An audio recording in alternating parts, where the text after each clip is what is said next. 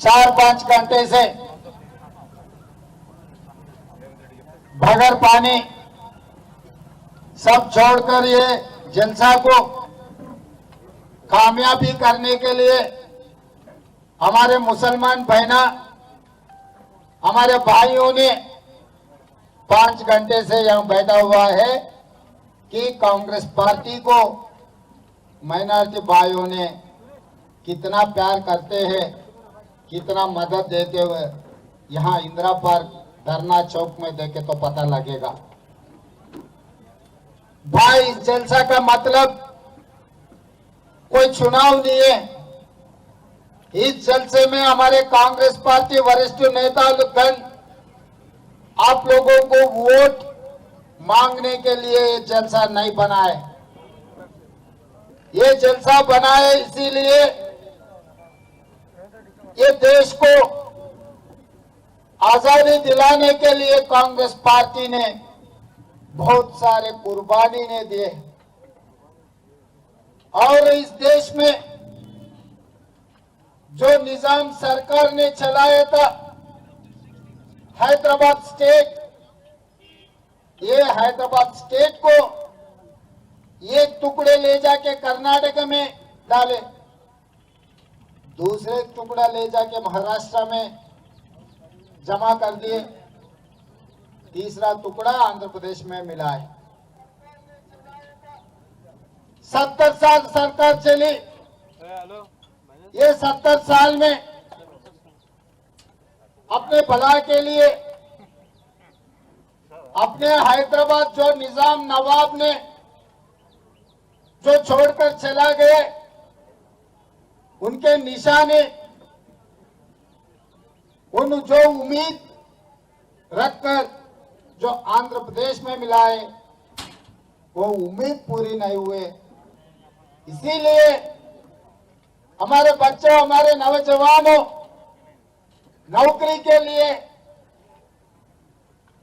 इज्जत के लिए हैदराबाद तरक्की के लिए कुर्बानी दिए तो ये और आगे कुर्बानी कोई नौजवान कुर्बानी नहीं देना। अगर तेलंगाना में 4 करोड़ लोगों के लिए उनके भला के लिए तेलंगाना प्रदेश बना है तो ये तेलंगाना प्रदेश में हमारे माइनॉरिटी भाइयों ने उनके तरक्की चलेगा, उनके तरक्की बनेगा बोल के श्रीमती सोनिया जी अपने तेलंगाना प्रदेश को अपने को दिए। मैं ये बात पूछना चाहता हूं इस मंच पे, इस मंच से हमारे माइनॉरिटी भाइयों ने आप लोग सोचो, आप लोग चर्चा करो, गली में चर्चा करो, मस्जिद में चर्चा करो, दरगाह में चर्चा करो, दर्जा से प्रगति भवन में चर्चा करो। जब जब कांग्रेस पार्टी सत्ता में था तब तब हमारे माइनॉरिटी भाइयों का तरक्की चला। 7 साल हो गए तेलंगाना हासिल कर लेंगे। मैं ये बात पूछना चाहता हूं इस मंच से, 4% रिजर्वेशन दी कांग्रेस पार्टी ने, ये 4% रिजर्वेशन दिलाने के लिए गुलाम नबी आजाद साहब ने कितना कोशिश किए। हमारे बीच में है सो हमारे बड़े भाई शब्बीर अली साहब ने कितना मेहनत की है, आप लोगों को याद दिलाना चाहता हूं मैं। जिस दिन राजशेखर रेड्डी साहब ने मुख्यमंत्री था तब दलितों से भी बहुत गरीब में ये मुसलमान भाइयों जी रहा है, उन लोगों के लिए पढ़ाई में सरकारी नौकरियों में अगर रिजर्वेशन दिए तो आपके लड़का लड़की डॉक्टर बने, इंजीनियर बने, लॉयर बने, आईएएस बने, आईपीएस बने, ये देश को चलाए तब आप लोगों का तरक्की होगा। या माइनॉरिटी तरक्की के लिए कांग्रेस पार्टी 4% रिजर्वेशन ने दी। हम लोगों ने जब शब्बीर भाई ने कहा होम मंत्री गृह मंत्री किसको बनाए, इस देश का सबसे बड़ा सबसे ऊंची कोई देश के पहला पर्सन होते हैं प्रेसिडेंट ऑफ इंडिया, राष्ट्रपति। बार बार मुसलमान भाइयों को हमने बनाया, कांग्रेस पार्टी ने बनाया, मुख्यमंत्री बनाए हर जगह में। मैं ये बात कहना चाहता हूं सब लोगों को, मैं ये सब लोग हमारे भाई भी मंच से बोल रहे, भाई आप लोगों को, आप लोग कांग्रेस पार्टी को मदद दो। मैं उसके एक कदम आगे बढ़कर मैं ये बोलना चाहता हूं, ये कांग्रेस पार्टी आपकी है, ये आपका अमान है, ये आपका इज्जत है, ये आपका जगह है, आपका शान है। ये कांग्रेस पार्टी दूसरों का नहीं है, आपका मदद जरूरी नहीं है, आपके शान को बचाने का, वजन उठाने का आपका जिम्मेदारी है। आप ये जिम्मेदारी छोड़कर कभी अच्छा दिखा बोल के एम्बेसडर में बैठे, कभी अच्छे मिला बोल के अच्छे दिखा बोल के पतंग लहराने के लिए गए तो आपका जायदाद और किसी ने कब्जा कर लेगा। ये जायदाद को आप लोग बचा लेना है। हम लोग कांग्रेस पार्टी के लिए सत्ता कोई नया नहीं है। 50-60 साल कांग्रेस पार्टी सत्ता में थे, आने वाले दिनों में भी फिर दोबारा कांग्रेस पार्टी सत्ता में आएगा। मगर माइनॉरिटी, हमारे बच्चों को, भाइयों को, माइनॉरिटी लोगों को बचाने के लिए हम लोग कोशिश करना है। हम सरकार बैठने में आपका मदद का जरूरी नहीं मांग रहे।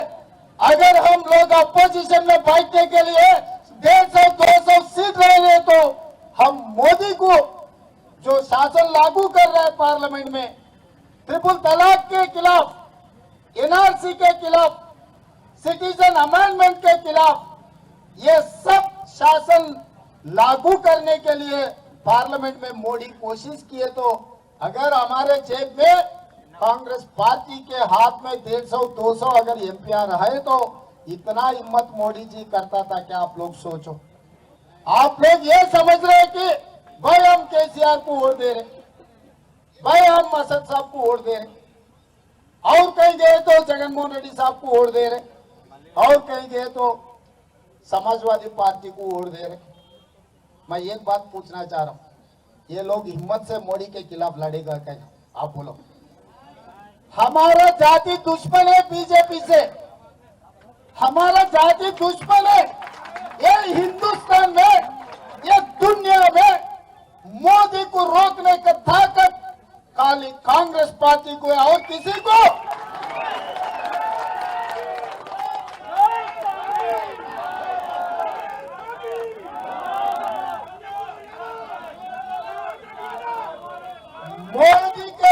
मोदी के खिलाफ, मोदी से टक्कर लेने का ताकत खाली कांग्रेस पार्टी को है। ये तेलंगाना से अगर आप लोग 10-12 एमपीओ को कांग्रेस पार्टी को जिता के दिल्ली भिजाए तो आपके आवाज बनकर, आपके दिल के धड़कन बनकर हम लोग आपके तरफ आवाज उठा देते हैं। मगर छेवल्ला पार्लियामेंट में 10-12 हजार से कांग्रेस पार्टी को हराए। जहीराबाद में आप लोग मदद देने के बावजूद भी 4000 वोट कम मिले, वहां पर भी अपना कांग्रेस पार्टी के एमपी हार गए। मैं ये बात पूछना चाहता हूं, जहीराबाद तो छोड़ो, छेवल्ला का मैं बात करना चाहता हूं, जिगर उठाना चाहता हूं। अब पूरा वोट निकालो, पूरा छेवल्ला, तांडूर, परगी, विकाराबाद, छेवल्ला, हर जगह में कांग्रेस पार्टी को मेजॉरिटी वोट मिले। मगर हैदराबाद में घुसते ही महेश्वरम, राजेंद्र नगर में टीआरएस को वोट मिले, मेजॉरिटी मिले। मैं पूरा बूथ देखे, बूथ के हर एक बूथ का हिसाब मैं देखा, जहां जहां हमारे माइनॉरिटी भाइयों है वहां वहां केसीआर साहब को वोट मिले। तो मैं माइनॉरिटी भाइयों, बहुत सारे दोस्त हैं मेरा, बचपन के भी दोस्त हैं, मैं उन लोगों को बुला ली। अरे भाई क्या किए, ये एरिया में आप लोग अगर कांग्रेस पार्टी को मदद देते तो कांग्रेस पार्टी का एक एमपी बनता था। तो वो लोग बोल रहे थे भाई हम क्या करें। असद भाई ने कहा हम लोग वोट दिए। असद भाई ने ये कहा कार के स्टीयरिंग मेरा हाथ में। हमारा भरोसा असद भाई के ऊपर था, असद भाई के भरोसा केसीआर के ऊपर थे, इसीलिए हमारा वोट हम उधर दिए। मैं दूसरे सवाल पूछा, सही है भाई, कार का स्टीयरिंग असद भाई के हाथ में है, असद भाई को केसीआर के ऊपर भरोसा है, ये सब सही है। मत जब पार्लियामेंट में ट्रिपल तलाक के बिल आए तो केसीआर साहब रंजीत रेड्डी साहब जो जीता है शेवेल्ला से, रंजीत रेड्डी साहब ने फिर मोदी के गोद में बैठा हुआ है। ये कैसा हो सकता, ये कैसा हो सकता। अगर कार के स्टीयरिंग असद भाई के हाथ में होता था और वो अगर असद भाई ने जो कह रहा है वो सच है तो केसीआर में कैसे मोदी के गोद में बैठ रहा है, ये सोचो। जो माइनॉरिटी के वोट लेकर जीत लिए, जो रंजीत रेड्डी ने जब ट्रिपल तलाक के एनआरसी के सिटीजन अमेंडमेंट एक्ट बिल आए तो इनके हाथ उठे मोदी के मदद में, इनके आवाज उठे मोदी के मदद में। मैं अब यह सवाल पूछना चाह रहा हूं, इस मंच से हमारे तेलंगाना में जितने भी 40-50 लाख लोग मुसलमान भाई बहनों हैं, मैं उन लोगों को एक सवाल उठाना चाहता हूं। ये सही वक्त पे जब मोदी को मदद देने वाले को आप वोट देने की वजह से ये सब हो रहा नहीं हो रहा, आप लोग सोचो, सुकून से सोचो। बच्चे को बाल सबको घर में बिठा के खाना खाने के बाद आप लोग सब आपस में बैठ के बात कर लो, चर्चा करो।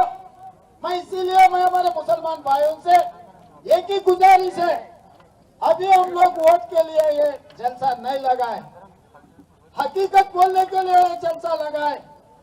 किसके वजह से माइनॉरिटी लोगों का नुकसान हो रहा है, किस लोगों के वजह से ये नुकसान अपने को पहुंचा रहा है, किसने पहुंचा रहा है, किसने कर रहा है। मोदी जो नुकसान कर रहा है वो नुकसान पहुंचाने में हिस्सेदार है केसीआर और असद भाई ने। ये केसीआर असद भाई को देखकर कांग्रेस खिलाफ अगर आप वोट दिए, वो वोट जा रहा सीधा सीधा मोदी को।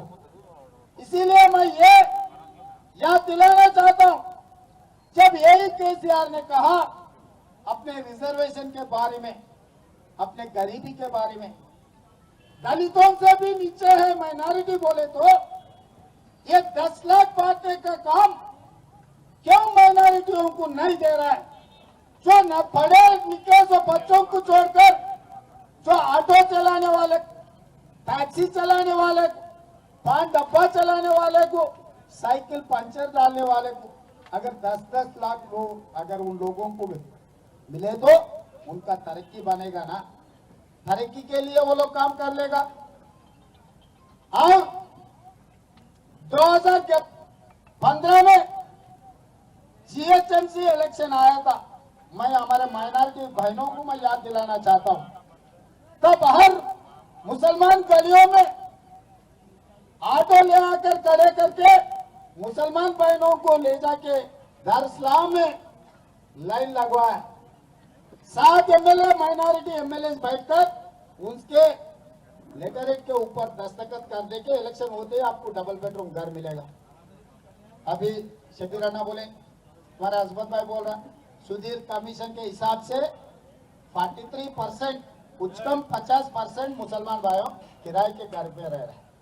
ये लोग सोचे, अरे बहुत सारे दिन हम लोग कांग्रेस पार्टी को वोट दिया और दूसरे पार्टी को दिए, इस बार केसीआर को वोट दिए तो हमको घर मिलेगा। मैं ये पूछना चाहता हूँ, 7 साल हो गए, इतने भीड़ है, भीड़ में किसी को डबल बेडरूम घर मिला मेहनत भाइयों को कोई है? नहीं मिले सवाल हाथ उठाओ, फिर सब आता नहीं मिले। हमारे भाई बहना आपको मिले, बहन आपको मिले क्या घर? नहीं मिले तो हाथ उठाना। फिर इतने सारे लोग हाथ उठा रहे, किसी को घर नहीं मिला, किसी को 10 लाख नहीं मिला, किसी घर में किसी बच्चे को नौकरी नहीं मिले। फिर ये पूरा किस लिए हो रहा? ये बेरोजगारी क्यों फैलते जा रहे? केसीआर के वजह से। केसीआर किस लिए बच जा रहे? असद भाई की वजह से। तो जब अब दुश्मन को मारने के लिए हमारे मेहनती भाई तैयार हो गए तो असद भाई आके बीच में खड़े रह रहे हैं। पर ये कोई आपको राजनीति में कुछ फायदा होगा, एमआईएम पार्टी और कहीं तरक्की कर रहा होगा, हमको पता नहीं। मगर अब आप लोगों को किसी को घर नहीं मिला, नौकरी नहीं मिला, लोन नहीं मिला। केसीआर को प्रगति भवन 10 एकड़ में घर मिला, सदर साहब को शास्त्रीपुरम पहाड़ के ऊपर सबसे शानदार महल मिला।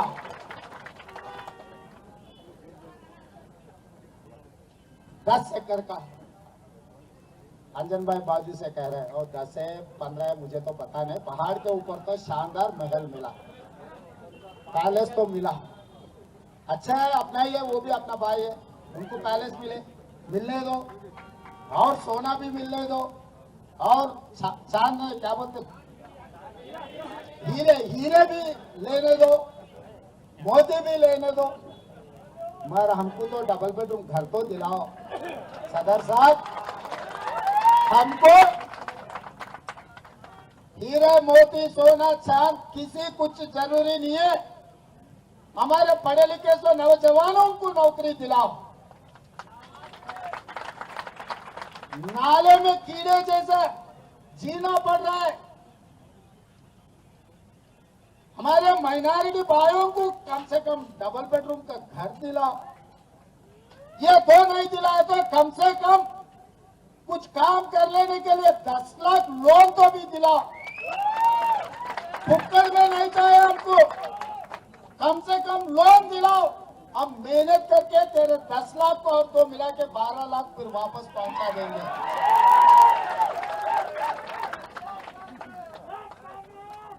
हम ये नहीं मांग रहे, शास्त्रीपुरम पहाड़ के ऊपर जो महल है, महल में एक गज का जगह नहीं मांग रहे।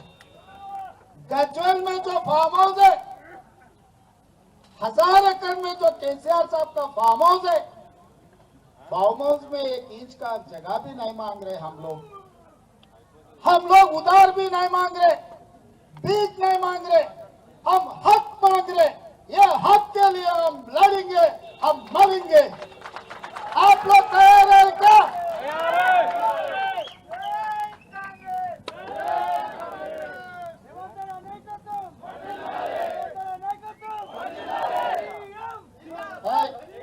नहीं, मैं आजाद साहब कहने गया तो एक मशवरा दिए। एक मिनट भाई, मैं आप लोगों को बोलना चाहता हूँ, याद दिलाना चाहता हूँ। कभी कभी हम सब होशियारी रहते मगर कभी ऐसी जरूरत पड़े तो याद नहीं आता। बाद में घर को जाने के बाद बहुत सारे याद आते, अरे ये लिखना था, वो लिखना था, मेरे को IAS मिलता था, IPS मिलता था बोल के हम लोग बोल लेते।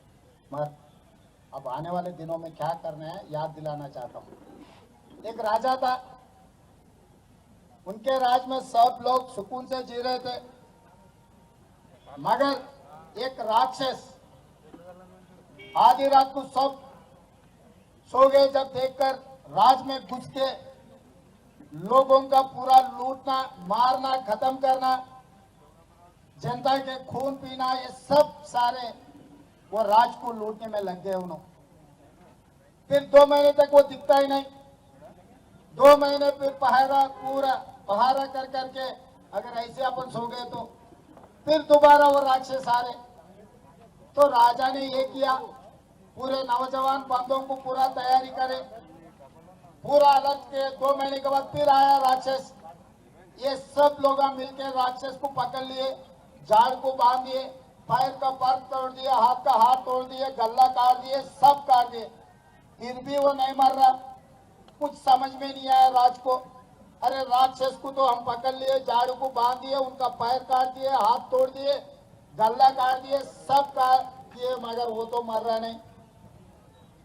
तो वो गया हिमालय, एक पंडित जी से मिले। पंडित जी को पूछा कि भाई मेरा राज में ऐसा हो जा रहा है, एक राक्षस ने पूरा मेरा राज को सत्यानाश कर दे रहे, मैं क्या करना।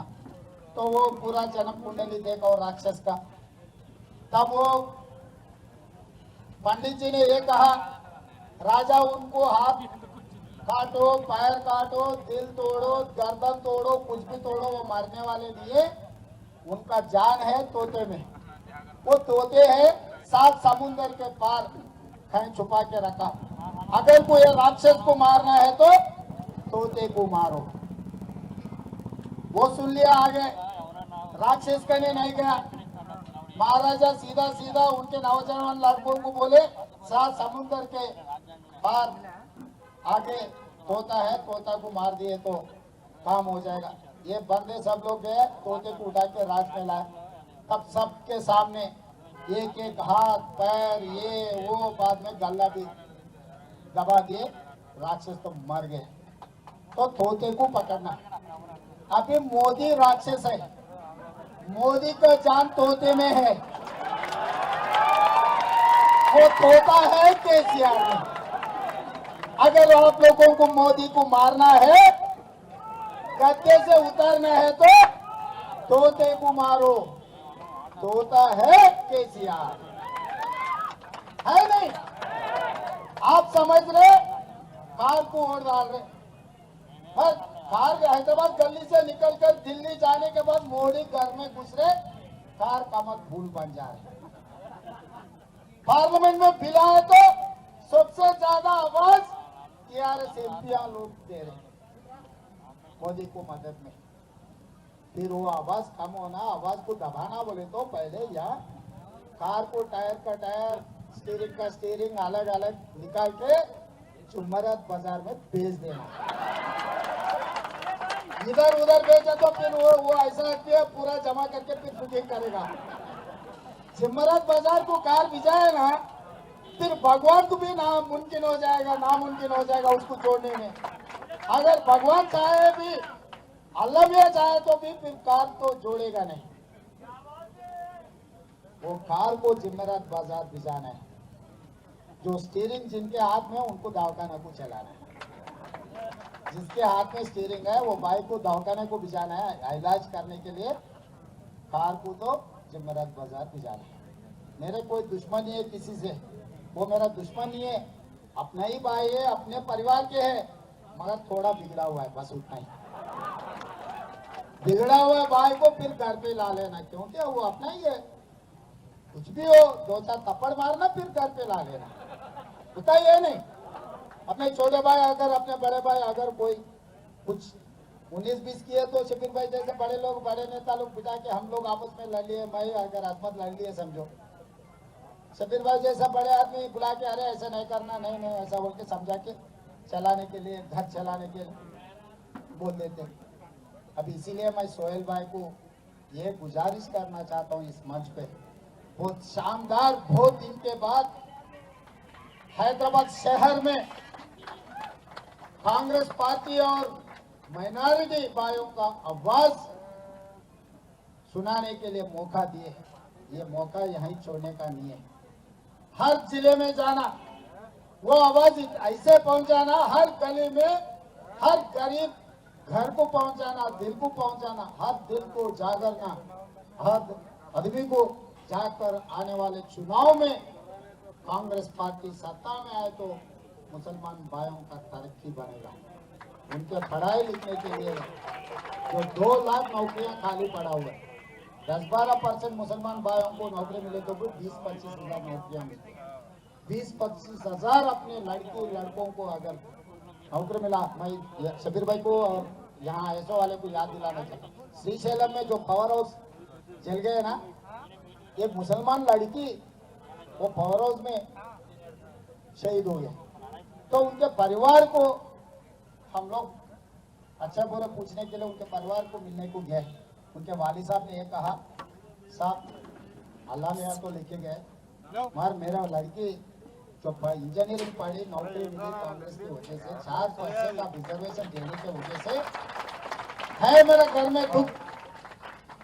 फिर भी मैं शुक्रिया अदा करना चाहता हूँ कांग्रेस पार्टी को। मेरा लड़की इंजीनियरिंग फीस रियम्बर्समेंट के साथ, रिजर्वेशन के साथ पढ़ी, मेरा बेटी इंजीनियर बनी कांग्रेस की वजह से, नौकरी मिली कांग्रेस की वजह से, मगर केसीआर की वजह से मेरे लड़की का जान चला गया।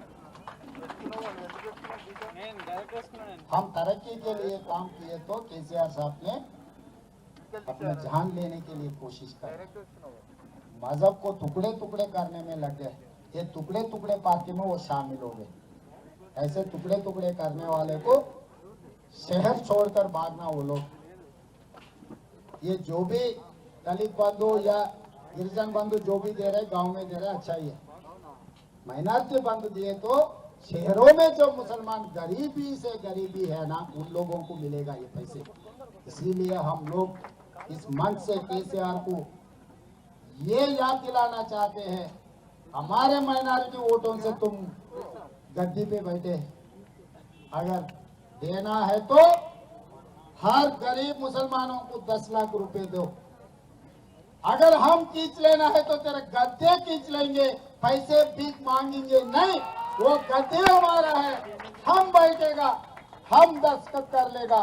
जो माइनॉरिटी कमीशन है, जो वक्फ बोर्ड के जो जुडिशियल पावर्स बोले हमारे भाई लोग, कांग्रेस पार्टी पहले दस्तखत लाल बहादुर स्टेडियम में बनाएंगे आपके सरकार, सबके सामने 4 करोड़ लोगों के सामने ये दस्तखत होगा कांग्रेस पार्टी के ओर से। कोई भी बने चीफ मिनिस्टर, मगर मैं इसका जवाबदारी मैं बनता हूँ।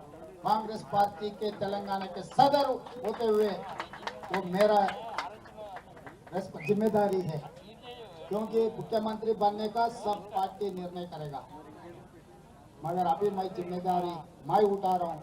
ये जो माइनॉरिटी स्पेशल बजट में लगाने का और वक्फ बोर्ड के जो जुडिशियल पावर्स दे के आपका जो भी प्रॉपर्टीज है बचाने का और माइनॉरिटी तरक्की के लिए मैं जिम्मेदारी उठाता हूँ।